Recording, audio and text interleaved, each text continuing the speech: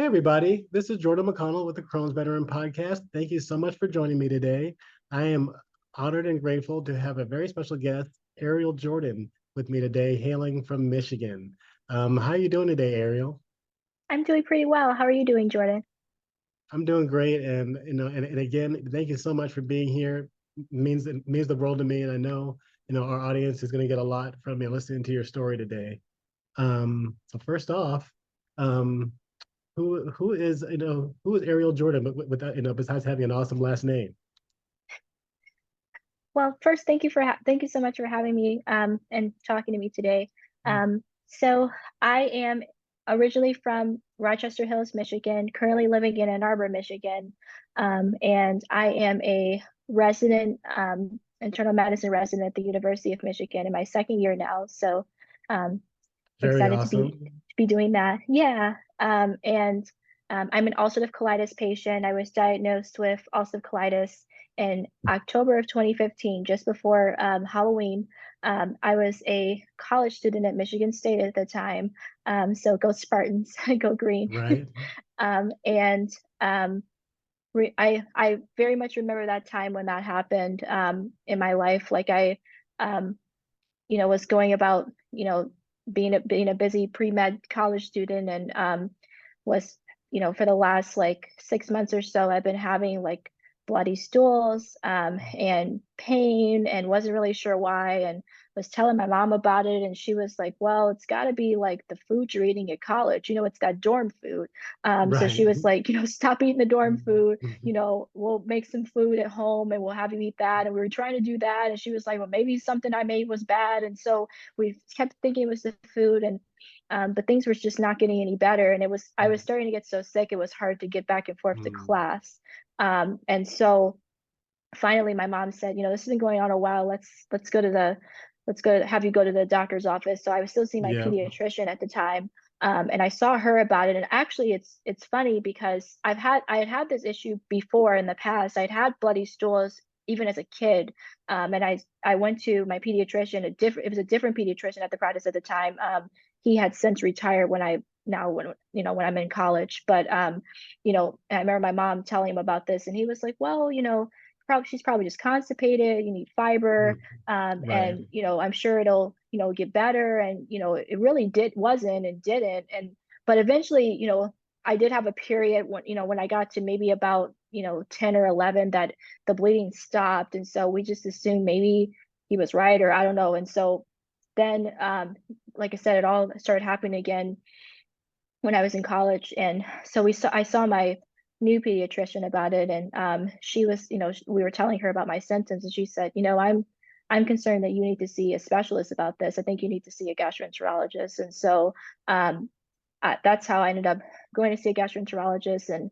And so we said, okay, we'll go do that. And she pretty quickly, after listening to my symptoms, was able to say, I'm concerned that you have this condition, inflammatory bowel disease. And so my mom and I are like, what is that? We don't know what that Right. is. And so I went through the colonoscopy process, which is, not pleasant as a college student. And we were finally able to get the answer. She said, it looks like she has this condition, inflammatory bowel disease. It looks like she probably has ulcerative colitis. And so, this was the first time I was hearing these words. So we were, wondering what this means and what are we supposed to do here? And so they remember them giving me a sheet with different foods I can eat, and the nurse saying, you get to eat all the good stuff. You get to eat, she was saying Wonder Bread and some other stuff she was saying. She was like, you get to eat like all the stuff that, we tell people not to eat. And I was like, oh, okay. But, you know, so I was You know trying to that. learn like what that means in terms of my diet. I, And I'm still trying to go figure ahead. that out. Yeah, it's interesting like that, I don't have that sheet anymore, but I remember reading it and thinking, she was like, you get all to eat all the stuff that they usually tell people not to eat. That stuff is good for your condition. I was like, oh, okay. So you know, she was like, you might want to not eat as much fiber. And, because I was like, well, I eat oatmeal. And she was like, maybe don't do that. And I was like, oh, okay. And the vegetables and stuff I was eating. And so I don't know, it was, definitely going to be a big life change and trying to figure that out, especially as someone living in the dorms at college. And so um, from there, um, I still ended up needing to continue to see my pediatrician, because even if after I got on medication, I was still having symptoms for a while, still not feeling well. And we also found out that I guess from me bleeding for so long, I had gotten anemic, and my Oh, blood wow. pressure was super low. So that was part of also contributing to why I was feeling so unwell. And so I remember her putting me on salt tablets, actually, because I wasn't getting enough salt in my diet. She was saying to maintain my blood pressure. So she was like, the salty fries we tell people not to eat, you can eat those. And like, Oh, I guess wow. like, because I don't, I wasn't eating a lot of fast food or really any of that stuff. And Mhm. so, that's why she ended up putting me on the salt tablets, which is interesting to be eating, specifically giving yourself salt. It's just an Yeah, interesting idea. that's a little bit new for me too. And like the I mean, so I have Crohn's disease, so different, different experience completely. But I remember like that and I was eating, like buying bananas and stuff, and like people do for the house and stuff. And so and I remember we got like fruit flies or something, like, which also happens with bananas. And so for maybe like 2 weeks there was no bananas, right? And then I go to the GI doctor, they're like, oh man, vitamin D, your potassium's low, all these things. And so because of that, the vitamins I was getting from the bananas were like out of my system. Like I just started getting like monthly shots, just like that. And Oh, wow. so, mhm. But please continue. Yeah, so that's what I mean. I feel like it ends up being, you don't realize how easily you start, you can lose blood and vitamins and things. And so yeah, so had to do those things for a while to try to get stronger and kind of get back to a better place in life. Eventually, like after a few months, the medication started to work, and so I stopped bleeding, which was Mhm. good, and I was able to um kind of get back to school. And I think that the hardest part, like I said, became trying to figure out my diet and what I was going to eat, and figuring out the trigger foods, which I think a lot of us with IBD struggle with, is figuring out like, I can't eat this, like this is going to make me feel bad. And I feel like I'm still learning those things, even though I've had Mhm. the disease now um, for over 5 years, still trying to learn Mhm. learn what things I can't eat and can't eat. I mean, so how, because again, this is something that I'm still working on too. And so like, so just in your own personal experience, how do you track that? Or how are you, what's your approach to figuring out what works for you and what doesn't? Or do you have one?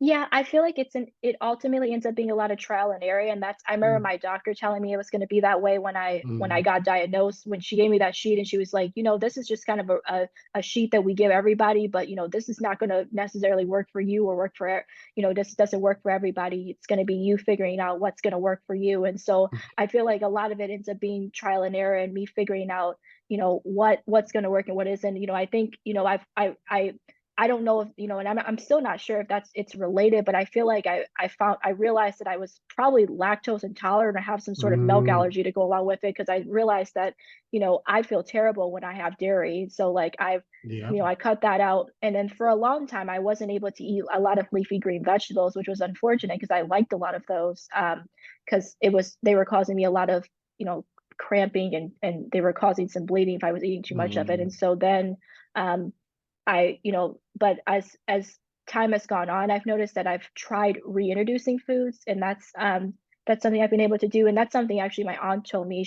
I found out actually after I got diagnosed that my aunt also had ulcerative colitis. oh, wow. And so yeah, and she hadn't told anybody because she didn't know anybody else who related to that. And so it was really, I think that was really great to, at least know one other person who had this That's disease. been definitely, I would agree. I mean, that's, it's kind of not a fun thing to have in common, but, but at least you have somebody in your family, some solidarity, somebody knowing your struggle, inside the family. That's very valuable.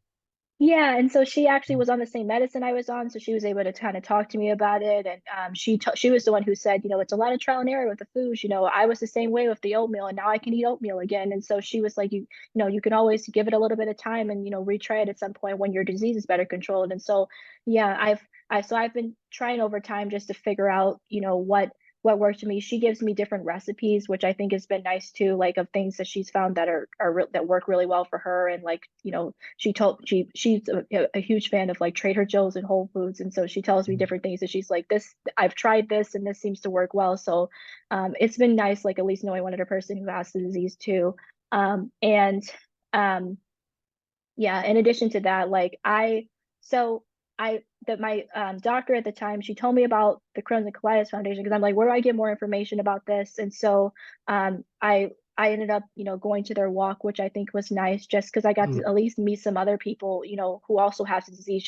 And I think that was just nice, just seeing like a lot of other people with this, just to know that like I'm not alone. Because I think, especially in college, I didn't know anybody else, like I said, really with this besides my aunt who mhm. lived out of state. And so, it can feel very isolating to be dealing with this. And especially if you don't really have, my parents didn't know anything about this, they're not medical people. And so we're all just kind of struggling and trying to figure this out. And so, I think it was really difficult to navigate. So at least like seeing that there are other people who had this disease, I think was really nice. Um, and I did okay for a while. And then I went to I graduated college and I was doing okay on the medication I was on, and then I graduated and I moved to Georgia to go to medical school. And Okay. unfortunately, about a month after I was there, I went to the pharmacy like I normally do to go pick up my medicine, and they told me it was going to be $1,000 for my medication. And so I was Oh like, my gosh. yeah. So I was like, oh my gosh, I'm a student. I can't afford this. Like, what am I supposed to do? And they said, why is this? And I said, why is this happening? And they said, well, your insurance isn't, doesn't want to, is not covering this medication anymore. You need to call them. So I went home and, I told them I'm gonna have to come back. I can't afford this. So I went home, I called my insurance, and they were like, yeah, I mean, we have some other meds that we think, we like you to try, that should be similar to your medication. And they'll be, I guess they were cheaper for the insurance company. And I was like, well, I've been Right. on this med now for, a couple years. And I've been doing okay on it, and I really don't want to do that. And they're like, well, we're not going to cover it unless you do this. And so I was like, okay, I That's guess I'm going to terrible. have to try. It was pretty terrible. So I switched to one of the meds that they said that I had to try, and it went really poorly. I ended up, being back in the same place that I was in when I started this journey, like I was to just telling you about when I was at Michigan State. Like I reverted right back there within the span of, maybe 3 or 4 days. It was, Oh my God. just as soon as I feel like as soon as my original medication was out of my system, it's like I wasn't taking medication anymore. It's like I just stopped doing anything for my disease. And so I was struggling, and then once again couldn't make it to school. And it was becoming, it was terrible. And so then, my mom came down to try to help take care of me, because I was, not really able to do anything. I was struggling again. And we called the insurance company and told them this is not working. I'm flaring. I'm back to square one with my disease. And so they said, okay, well, we'll cover your medication again. Thanks for giving that a try. So they recovered my med. And then, a couple of months later, they did the same thing where they were like, hey, we're gonna, we need you to. And I told them I've been through this already. I already failed this. And they were like, well, this is a different med, it should be just like your med. And I'm like, I really don't want to do that. Like I've already been through this already, and I already struggle with this, so I don't want to go through that again. And I'm concerned my disease is getting worse. And so um they were like, yeah, I mean, we're not going to pay unless you try this. And so, I was like, I'm not going to do this. So then I started trying to ration my medication, trying to just go and, get a little bit at a time. And that was going really poorly, because, I can't afford the full, you know, 30-day supply or whatever. That's going to be $1,000. So I'm trying to, let me get maybe however so many days I can get, maybe I can It's afford a, this much. And it's then, ridiculous. It's like, it's like buying, like single cigarettes or something back in the, like, is yeah, this, the whole, I mean, I'm listening to, I'm very sorry that happened. And so, and that, my, 'cause my medicine that I take, the cholesterol, like it's just, it's and for me, it's like, yeah, if I miss two doses of that, like in succession, it's like I've never taken it once, Yeah, and so I know, yeah, so folks out there listening, for people with Crohn's and colitis, these medications, have a significant impact on quality of life, you know. absolutely. They're so important. And yeah, like I said, it's like I was back to square one. And so I told him I don't want to do this again. Like I'd rather, but I was still doing poorly because obviously I'm not getting the full dose of medication I need because I'm trying to ration it out. So it was, that was going bad. And I felt like I was doing worse and, starting to have pain, joint pains and pains I never had before. And my doctor's like, yeah, I think your disease is worsening, and I'm like, why, I need to get back on a treatment. And so finally working, she's calling in too, and they're not listening to her. And so finally she called, she says, I think we can try this. Let's see if your insurance will pay for it. And so she got me a different medication. And they were willing to pay for that. And so I tried that, and luckily that one worked. But I have been struggling at that point for, a good 5, 6 months. And so like, so then from that point on, I've done okay on this medicine. And so far my insurance has been willing to pay, but, I, unfortunately that pain has still, I still have that pain. It didn't go Mm. away, and it just, and it's, and I feel from some frustration from that because I feel like that didn't have to happen if they would have, just covered the medication I was on and I didn't have to go through this. So, and especially as a student, it's just, and you're trying to go about your life, you're trying to study and you're trying to, move along and get your degree and everything. It's, how it's so awful and challenging. Definitely, it really is, and like I mean, it makes it makes you think about our healthcare system versus other healthcare systems in the world and stuff, and and other places in the world, this kind of thing, this standard care is just not not that big of a deal. Like, I'm over here in Las Vegas, and I think I might mention to you, like I've even yeah, my insurance company just tried to work with them to find a GI doctor here in Las Vegas.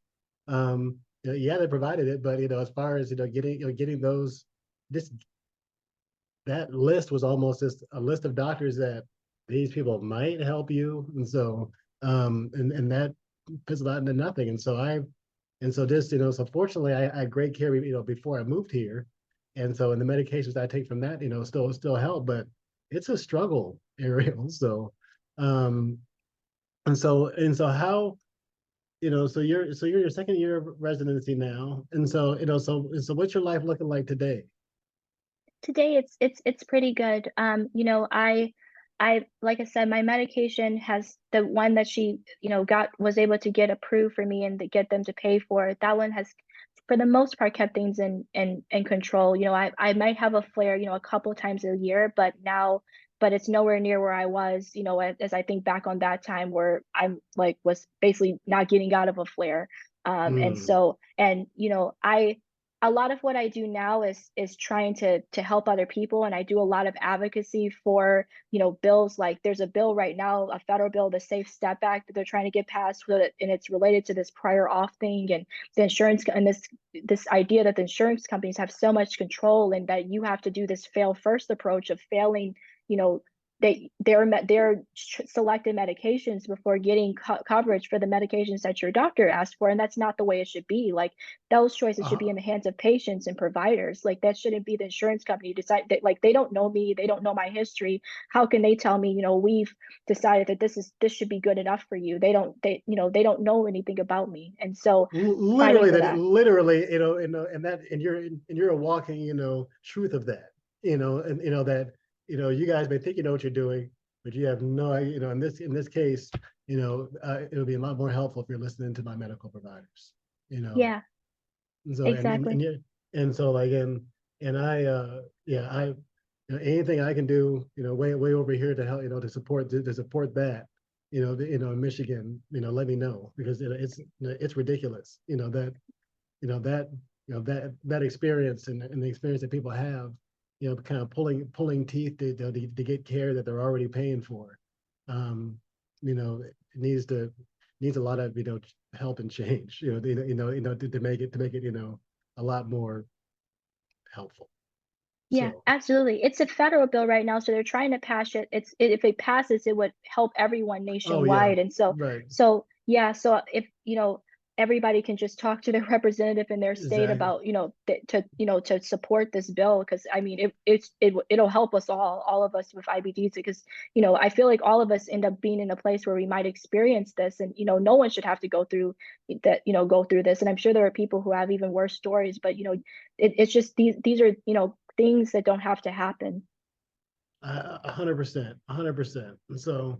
Um, and so what, so I can kind of, guess why that you became a GI doctor or that you want to be a GI doctor. But is there any, what do you, hope to accomplish? Like, is there any, like maybe anything, in particular, in the science or, or in that area that, fascinates you, interests you that you want to pursue? Yeah, so I coming into medical school, I actually didn't know I wanted to do GI. I actually, I thought I wanted to actually be a pediatrician. And so, but when I, was on my internal medicine rotation, which is kind of what the stepping stone to becoming a GI doctor, as a medical student, I actually cared for a lot of IBD patients, and a lot of, and so that was a great experience, seeing people similar to myself and getting to help them. And one thing that kept coming up that I for a lot of them was, a lot of them were complaining about public access to bathrooms, which I knew that there was a law in Michigan for that, because I remember my GI doctor telling me that when I got diagnosed. That was one of the things that she told me was, if you are are in a situation where you're out in public and you need to use a bathroom, and there's not a general open bathroom available, but there's an employee only bathroom on the premises, you as an IBD patient can have access to that. So I remember her telling me that, so I didn't run into that. But I thought that was something that existed everywhere, but I found out in Georgia they didn't have that. And they actually, that's not a law that exists in every state. Is this Restroom Access Act law. And so a lot of patients were complaining about that they have been situations where they were soiling themselves out in public, or scared to go out, because this was pre-pandemic, but scared to go out because they were afraid of, what if I'm flaring and there's nowhere for me to go to the bathroom? They're not going to, they're not going to let me use the bathroom. And so he said, when I looked into that, that's when I realized that law didn't exist everywhere. So that's actually how I got into doing, this advocacy type work. Is I actually did some research on it. I made a survey, and I sent it to, we called a bunch of patients with some of my classmates, and we talked to people, IBD patients at our hospital about, what, if they were, about their experiences. And we were finding over and over again that people have run into this, that they were out in public, or they didn't go out anymore, and they were basically suffering in silence at home, and really isolated, because they had so much fear about not being able to go to the bathroom somewhere. And so I took all of that, and I took that, because I didn't know where else to go. I took that to the Crohn's and Colitis Foundation. I told them, hey, this I know this is happening.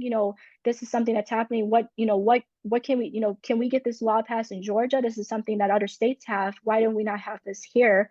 So there was another IBD patient advocate. She's a Crohn's patient, and she was wanting to work on this as well. So she and I were able to team up, and we actually got the bill drafted for the first time in Georgia. She knew her, Wow, um, that's really cool.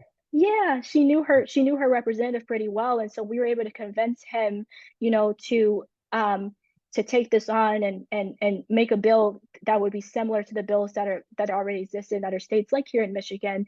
And I learned a lot about. I didn't know anything about advocacy. I don't, I'm not a super political person, and so, Mm, it's been a process that I've had to just, I learned a lot about, just kind of on the fly, of lobbying and trying to get people to sign on to your bill, and what this process looks like in terms of trying to keep the bill moving. And so, and when I look back on it, the moment that I knew what I wanted to do with my career was when we got a hearing for our bill in front of the Georgia House. And so we were at the Georgia Capitol, in the House, in a room, and there were representatives for this particular committee. Unfortunately, it was a Judiciary Committee. We didn't get up in front of the Health Committee. I'm not really sure why, mm. but that was where the bill got sent to. And so we were trying to convince them, basically, that this bill is important for patients in Georgia. We need to have it move on. And so I'd actually called some of the patients from my survey and asked them, like, hey, I appreciate you telling my story. Do you want to come down here? We're trying to get this passed here. Do you want to come too so that we can talk about this? And it was that moment of, standing next to them and the people who came and them telling their stories and trying to convince their representatives, this is important to me. I'm suffering. I need you to help me, by passing this bill so I don't have to go through this anymore and I can live a better quality of life. It was really that moment when I was like, this is what I'm meant to do. This is like what I want to be doing with my career. I want to be, a doctor who, is a doctor for my patients. Like I'm a part of this community myself, and I want to be out there with my patients on the front lines with them, fighting for what's important to them. Things like, access to bathrooms, and the issues with these prior authorizations and not being able to afford your medications. Like, these are the things that affect our quality of life. And so I want to be that person that's out there with them, figuring out what can we do, in addition to helping them with their treatment, with the options that we have in terms of medications, but also, what can we do to make life better for all of us. 100%, and much respect for for all your efforts. And so yeah, so also in that vein of advocacy, like or not even advocacy, like maybe like just more like just trying to improve the lives of people with IBD. Maybe that's more the thread I'm looking at. Like, and so I'm really kind of interested in in self-help, like, and so so I have what are some to anybody listening out there, is there anything, any tips or tricks or things that you found, that have, that has improved, your well-being? Yeah, I think, for myself, things that I've done is trying to, do things that help with my mental health. So I think, because I think having this disease in itself can be, stressful, knowing it's chronic, and, not every day is a great day. Like, sometimes you're just sitting on the toilet and you're like, oh my gosh, like it's one of those days. Like I remember that yesterday, that I was having one of those days yesterday, and I was like, oh my gosh, like, people just have no idea. And so, it and just I think, trying to just keep faith and keep hope, keep hopeful, and keep in mind that some days are like this, but they're going to be better. There are going to be good days coming forward. So I think so one thing I do is I do mindfulness meditation. So I started doing that. So I think that's one thing that I've personally found helpful. I've tried to get out and walk. I found that the exercise helps with my pain and helps with my joints. And so like I think definitely those things, just trying to kind of do whatever you can to try to keep, like I said, keep faith and keep hopeful. And I think one thing that I've personally found that make I think it's part of the reason I do it too, is just because it gives me a sense of like empowerment, and that I'm out doing something for myself as well as for other people, is the things that I'm talking about in terms of trying to help get things passed, and trying to help educate, and just getting out and educating people about our disease. Because I'm learning that there are so many people out here who don't know much about it. And I can see that, because I think about where I started as a college student. I didn't know anything about this when I first heard the word inflammatory bowel disease. I'm like, what is that? That's not a real thing. Right. And so just trying to get more people to understand. And I've realized a lot of people, once you explain it to them, they're like, either like, hey, I know somebody with that actually, or they're like, that's I want to they are interested in learning more about it. And once you tell them about it, they hear your story, a lot of times people are more, just generally more understanding. And so I think just being able to do that too, I notice has been helpful. And I think having a community of other people that are like you, or have your disease, I've been able to find that in a few ways. One, through, like I said, the Crohn's and Colitis Foundation. They just kind of help connect me with some other people that that had the disease too, which I think is nice, because it's nice to know other people. My aunt is, like, as I said. And then I actually made a friend in medical school who who I found out has ulcerative colitis as well. She's now one of my best friends. And I think, Wow, that's great. yeah. And I think, like, Mm.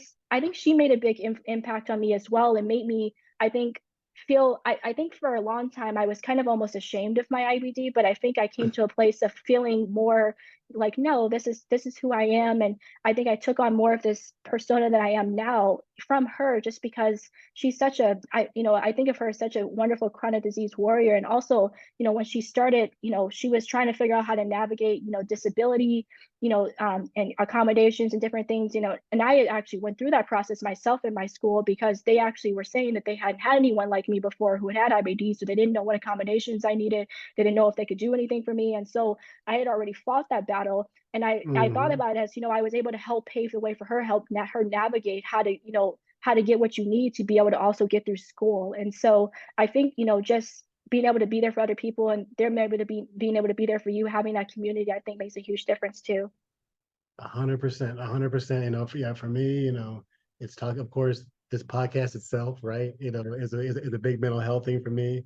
Just talking to people and listening, listening to people's journeys is a very therapeutic. And so, but yeah, and of course, my wife, my son, we got a dog last year. Those kind of things are really helpful. Like, I said, my mom, you know, a huge, huge, huge. Influence on my life. And I'm a twin. I have a twin brother, and Oh, so cool. yeah, and so he, so I'm Jordan, he's Morgan. So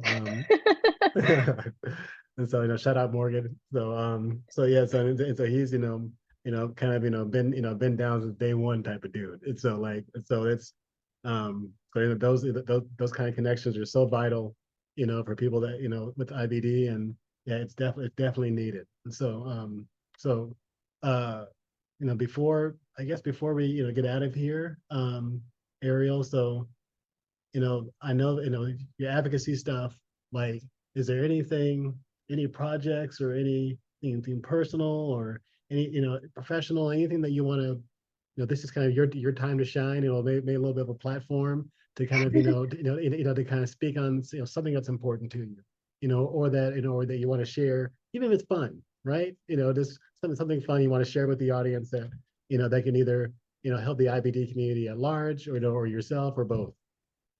Yeah, I think a big part of it is, and this, like I said, has been a huge learning process for me, is have, not, not being ashamed of your disease, and knowing that,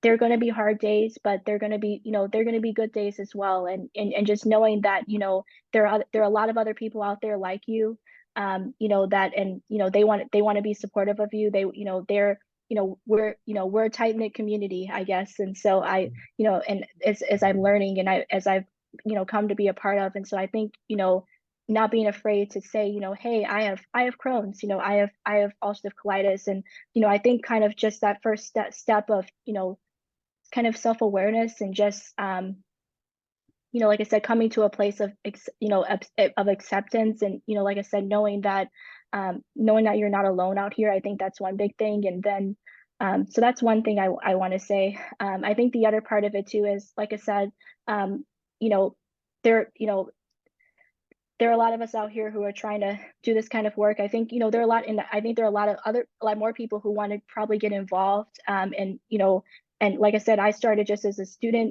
who didn't know anything about, I'm still learning a lot about the process of how things work, and how bills get passed, and how you make change, and, out here. But, you know, there are a lot of us out here trying to make a difference. And I want other people to know that they can make a difference too. Whether, even if it's just, finding out who is my local, legislator, and reaching out to them and telling them, hey, I'm a patient that has, Crohn's, or I have ulcerative colitis, and, I want, I want to, there are these bills here. The Safe Step Act is one of them right now.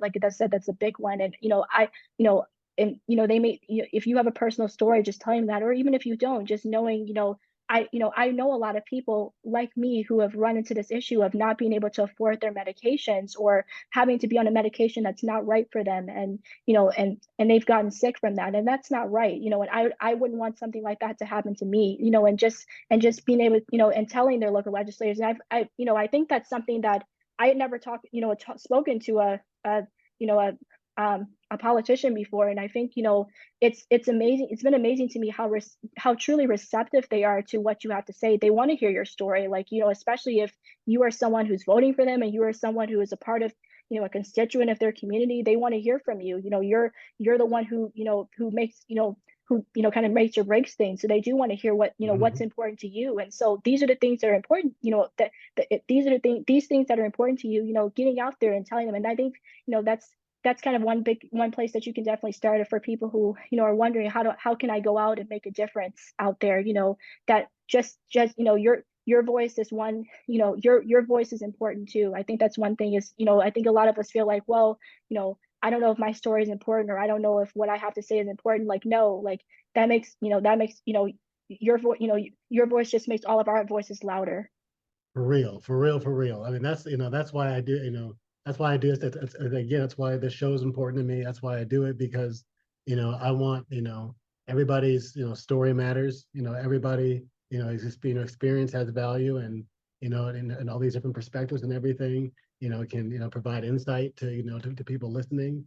And so, so yeah, so you know, I always want to talk to people with IBD, because, because I'm just curious on how everybody's doing it, really. You know, like I just want to know, like, how Ariel Jordan getting through her day.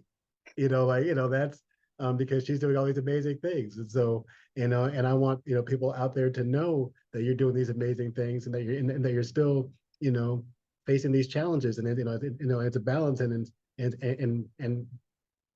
to, be kind to yourself. And Yeah, be so, kind to yourself, and know it's okay to have to take the elevator and not be it's you know and not take the stairs. Like it's okay to have to do that. for real, You know, it's, it's yeah, it's it's okay. I think that's, like I said, a big part of it is just knowing that, you know, maybe things are, you know, look a little different for me, but that, you know, that isn't, you know, that's not going to stop me. You know, I'm still, you know, I'm still going to get there like everyone else. awesome. Awesome, awesome, awesome. Well, I am so grateful that we were able to connect. I'm grateful that you're able to, share, share your story. To everyone listening, if you found, if you found value, and Miss Ariel Jordan's story, please subscribe to the Crohn's Veteran Podcast. Share this episode far and wide, to people with IBD, or people impacted by IBD all over the place. You can check out the website. It's crohnsveteran.com, where you can see, this episode when it's published, and, and other previous episodes and other things that I'm doing. You can contact me for, for interview stuff, helping me make Crohn's Veteran better, all those kind of fun things. I can be emailed at jordan@crohnsveteran.com.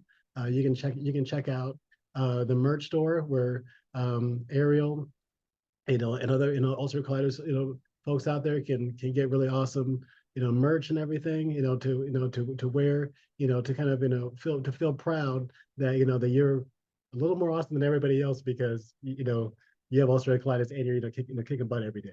And so, check that out. There's Crohn's, there's colitis merch, crohnsveteranstore.com.